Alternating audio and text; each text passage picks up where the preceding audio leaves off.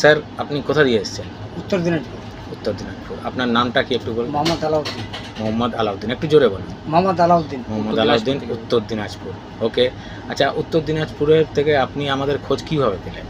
এই গ্রুপে জয়েন করার পর। পিএনআর গ্রুপের তরফ থেকে। তো পিএনআর গ্রুপের তরফ থেকে আমাদের ভিডিও রোজের মতন জয়েনিং ভিডিও দেখেছেন? হ্যাঁ দেখেছি। দেখে বিশ্বাস করেছেন? হ্যাঁ, বিশ্বাস করেছি। তারপরেই এসছেন? হ্যাঁ। ওকে, আচ্ছা গ্রুপে কতদিন ধরে আছেন?